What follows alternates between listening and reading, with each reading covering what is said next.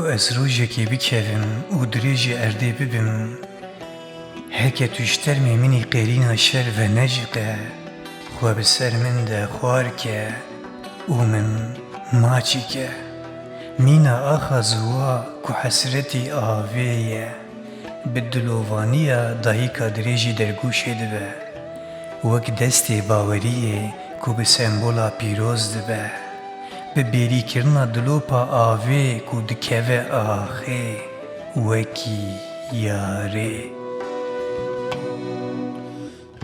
Bêje ku zaroka qereçiya me, li pişta diya xwe wek boxçikek pînekirî, nîftazî, gerok û cêlî, di dest de pariyek nan ku nû ji çopê hatiye derxistin, dest û rûyê wî di nav gemarê de paqijiyê nizane, di dilê minî dildarê avêye de valahiyek.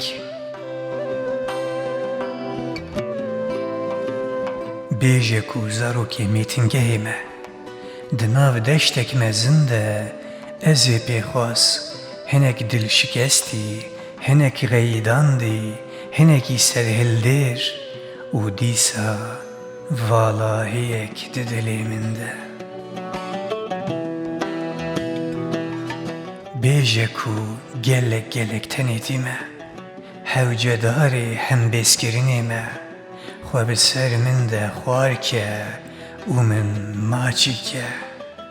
Bîna gulan nêbe jî ji gewdê min, mîna gundên Kurdistanê yên vala xerabe bêhna ariyê jê tê û ji şopa nigê zarokan dûr, hatibim ji bîrkirin di rûpela şer de, ku ne di nav hevrîşinê spî de bim jî, di tazîtî û xerîtiya xwezayê de heke ketibim mesela, hem jî di şer de, ji gewdê min ji te re, dilê min, ramana min, ku qelafetê minî pelê biharê bimîne jî, an jî perçek wecê min, ku tu veneciqe, xwar be û min maçî ke, lêbelê negirî.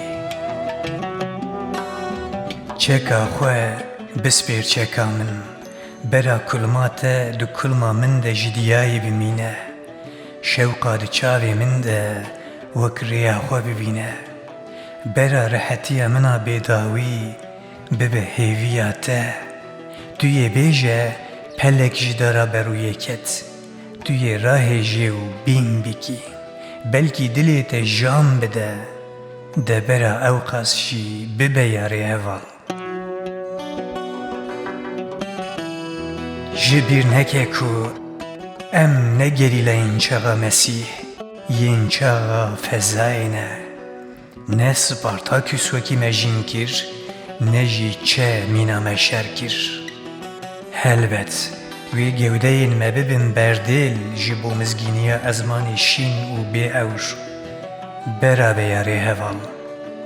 Zeftkirina rojê ne nêzik e, me roj êdî zeft kiriye, berbank êdî ya me ye, strana me dû dirêj lê dixe, çiya sekinîne govendê, zarokên me wek bayê delodînin, binere ji gundan dengên dîkan jî tê, û rengê xwe daye ewran ala me.